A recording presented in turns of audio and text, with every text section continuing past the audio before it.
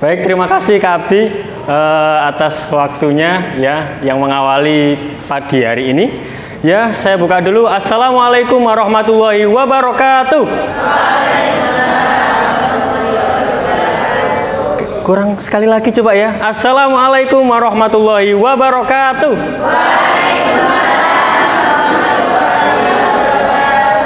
Baik, Bapak Ibu semuanya, apa kabar hari ini Bapak Ibu?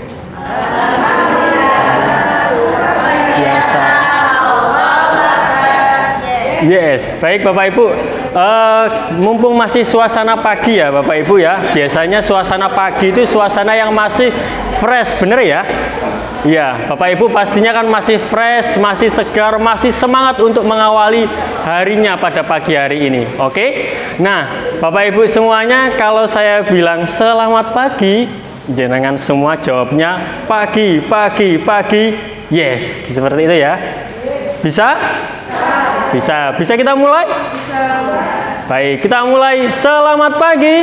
Pagi, pagi, pagi. Yes. Sekali lagi, selamat pagi.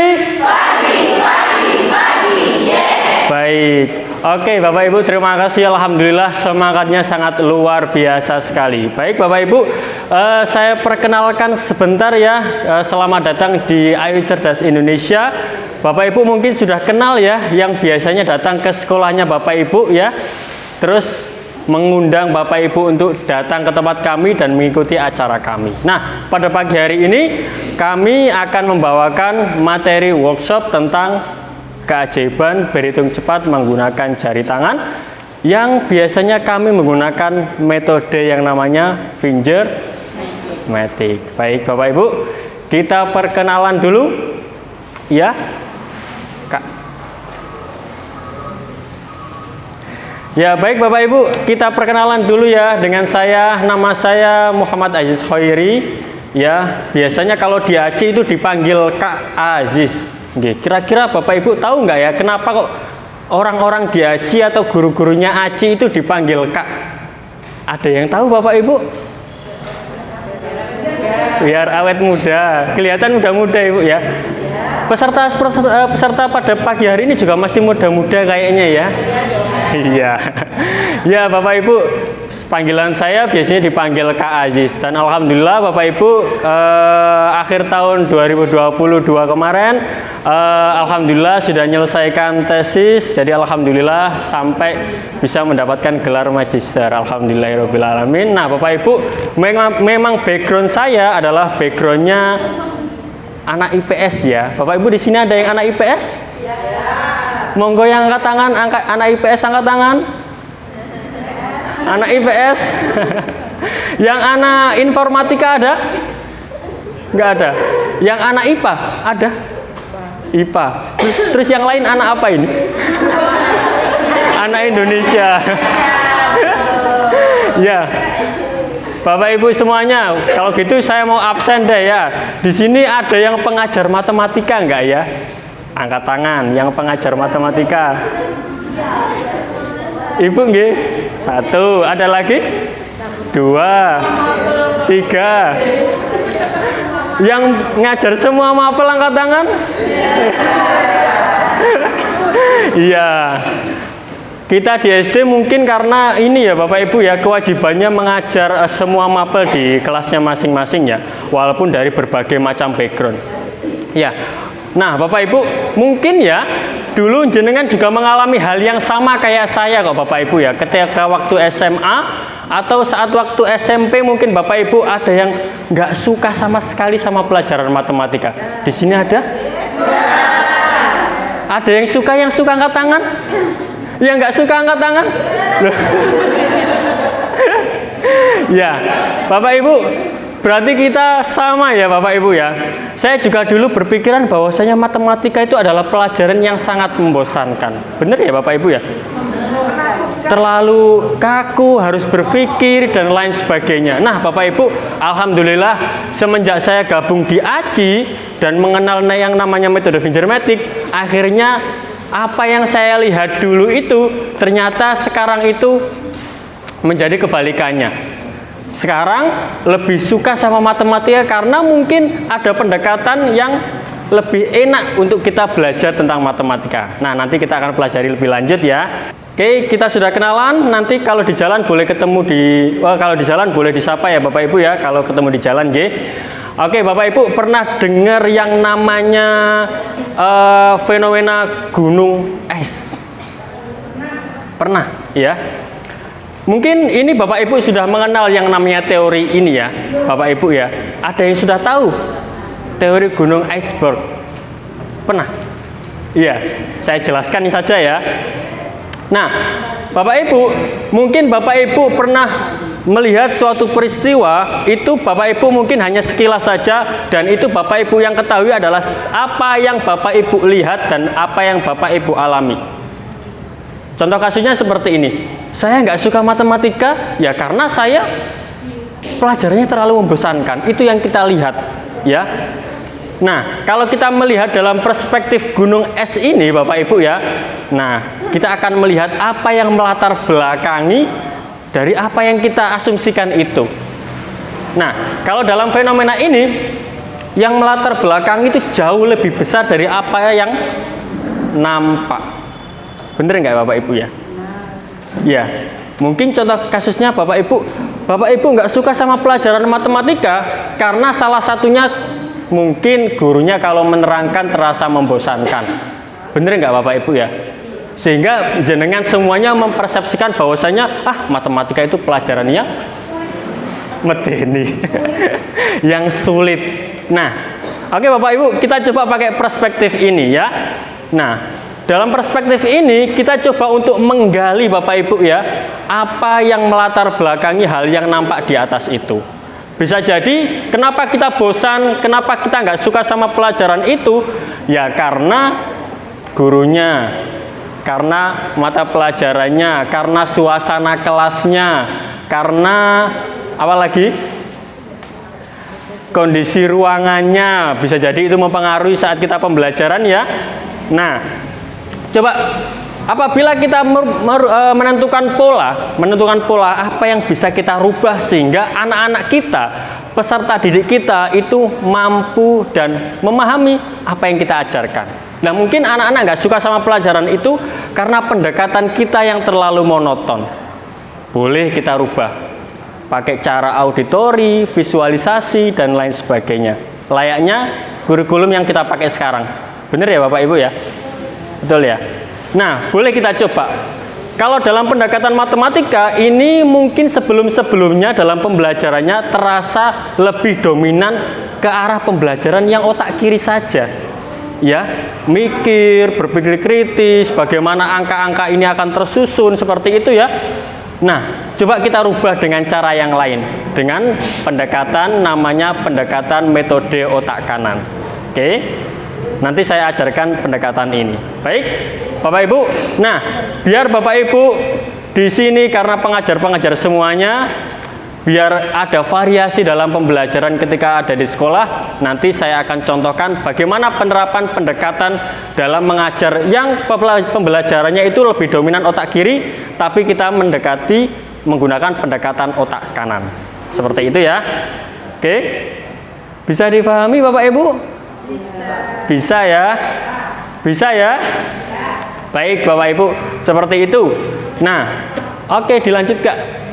Bapak Ibu, saya akan menerangkan nanti tentang materi yang akan saya berikan berkaitan dengan masalah dinamika belajar. Yang kedua adalah berkaitan dengan otak manusia. Yang terakhir yaitu tentang metode Vingermatic. Bapak Ibu ada yang sudah tahu metode Vingermatic? Belum? Masa nggak tahu Ibu? Finger tangan, matic itu apa? Motor matic. Jari matika ya kalau bahasa Indonesianya ya. Baik, Bapak Ibu, kita mulai materi yang pertama, dinamika belajar. Bapak Ibu, kalau di AJI biasanya dinamika belajar ini lebih kita asumsikan atau kita sebut sebagai syarat belajar. Tadi sudah disinggung sama MC-nya, Kak Abdi, syarat belajar. Kenapa Kak Aziz, kok kita sebelum belajar harus pakai syarat-syaratan? Kok nggak langsung belajar aja? Mungkin Bapak Ibu mengetahui ya, di dalam kurikulum Merdeka yang sekarang, kan anak-anak itu nggak langsung disuruh untuk belajar loh. tapi jenengan melalui proses dulu. Ada yang namanya assessment, ada ketika kita memulai pembelajaran itu ada yang namanya kalimat atau pertanyaan pemantik. Benar nggak Bapak Ibu? Benar ya? Betul ya Bapak Ibu ya? Nah itu tujuannya biar anak-anak yang ketika berada di luar ruangan sampai di dalam ruangan ini, anak-anak siap untuk menerima materi kita. Makanya di dalam kurikulum Merdeka dibuatlah cara seperti itu. Nah, untuk mengetahui letak perbedaannya masing-masing dari anak-anak kita, di dalam kurikulum Merdeka menggunakan namanya assessment biasanya. Iya benar Bapak Ibu ya? Di dalam assessment ini tujuannya untuk menentukan nanti pembelajaran apa yang akan kita berikan dan pendekatan apa yang akan kita berikan, sehingga jenengan semuanya punya banyak sekali model pembelajaran baik visualisasi, auditori dan lain sebagainya yang itu untuk tujuannya menyentuh anak-anak yang kualitas pengetahuannya berbeda-beda. Makanya disebut dengan pendekatan apa Bapak Ibu? Ada yang tahu? Dalam kurikulum Merdeka pendekatan pembelajaran berdiferensiasi, ya seperti itu. Tujuannya biar kita ada pendekatan khusus ke anak-anak yang kemampuannya berbeda-beda itu. Nah, di ACI kita mengawali pemantiknya itu dengan syarat belajar Bapak Ibu. Syarat belajar ini tujuannya biar anak-anak terkondisikan saat ada di dalam ruangan kelas. Nah, syarat belajarnya itu apa aja Kak? Nah, yang pertama tadi sudah disinggung sama Kak Abdi ya. Syarat belajar kita yang pertama itu yaitu adalah konsentrasi. Monggo Bapak Ibu tangannya dibentukkan pistol seperti ini. Terus ditaruh di pelipis kepalanya sebelah kanan. Kemudian ditembakkan jedor. Kurang keras jedor. Oke Bapak Ibu, syarat belajar kita yang pertama adalah konsentrasi.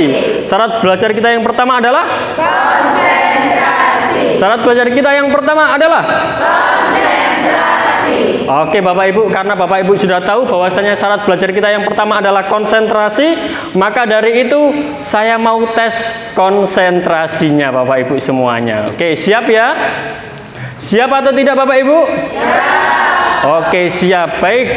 Tes konsentrasi yang pertama, saya ada 2 tes konsentrasi ya. Yang pertama dulu, yaitu tepuk warna. Baik Bapak Ibu, kalau saya bilang merah tepuk 1 kali. Kalau saya bilang merah tepuk berapa kali Bapak Ibu? 1 kali. Baik, siap-siap. Merah, merah, merah, merah, merah, merah, meja. Oke, konsentrasi luar biasa. Baik Bapak Ibu, yang kedua, kalau saya bilang kuning, tepuknya 2 kali. Siap-siap Bapak Ibu. Kuning, kuning, kuning, kuning, merah, merah, merah, merah, kuning, kuning, kuning, merah, merah, merah, merah, kuning, kuning, kuning, merah. Oke, luar biasa sekali. Baik, yang ketiga, kalau saya bilang hijau, tepuknya 3 kali. Kalau saya bilang hijau, tepuk berapa kali Bapak Ibu? 3 kali. Baik Bapak Ibu, kita mulai. Hijau, hijau, hijau, hijau, kuning, kuning, kuning, merah, kuning, merah, kuning, merah, kuning, hijau, hijau, merah, kuning, kuning, merah, merah, kuning, hijau. Oke Bapak Ibu, luar biasa sekali. Tepuk tangan dong untuk kita semua. Ya, syarat belajar kita yang pertama adalah konsentrasi. Ternyata Bapak Ibu semua yang hadir pada pagi hari ini konsentrasinya luar biasa sekali ya. Ya, sudah sarapan atau belum Bapak Ibu? Belum Bapak Ibu? Belum? Belum? Kak, ini belum ada yang sarapan Kak? Nanti ada makan siangnya aja. Baik, Tadi kita sudah tes konsentrasi yang pertama, yaitu tepuk warna. Baik Bapak Ibu, yang kedua tes konsentrasinya yaitu tepuk angka ya. Nanti ini lebih konsentrasi lagi ya. Oke, kalau saya bilang nanti tepuk 1, cukup 1 kali tepuk. Tepuk 2 berarti tepuk kanan 1, kiri 1. Bisa dipahami? Kalau saya bilang tepuk 3, kanan 1, kiri 1, atas 1. Bisa dipahami? Kita tes dulu yang pertama. Tepuk 1, tepuk 1, tepuk 2, tepuk 2, tepuk 2, tepuk 3. Oke, baik, naik lagi tingkatannya ya. Kalau saya bilang tepuk 4 berarti 2 kali kanan, 2 kali kiri. Kalau saya bilang tepuk 5 berarti 2 kali kanan, 2 kali kiri, 1 kali atas. Bisa dipahami ya? Bisa. Baik, kita mulai lagi. Tepuk 1, tepuk 1, tepuk 2, tepuk 2, tepuk 3, tepuk 4, tepuk 5, tepuk 5, tepuk 4 dikali 5. Belum bisa ya. Baik, sedikit naik lagi tingkatannya Bapak Ibu ya. Kalau saya bilang tepuk 2 dikali 5 berarti berapa hasilnya? 10 ya. Berarti 2 kali kanan, 2 kali kiri, 1 kali atas, 2 kali kanan lagi, 2 kali kiri lagi, 1 kali atas. Bisa dipahami? Bisa dipahami? Bisa. Oke, kita coba ya. Kita coba lagi Bapak Ibu. Konsentrasi. Tepuk 1, tepuk 1, tepuk 2, tepuk 3, tepuk 1, tepuk 1, tepuk 2, tepuk 2, tepuk 5, tepuk 5, tepuk 5, tepuk 4, tepuk 2 dikali 5. Sekali lagi, tepuk 2 dikali 5. Oke, luar biasa sekali Bapak Ibu. Oke, tepuk tangan untuk kita semua.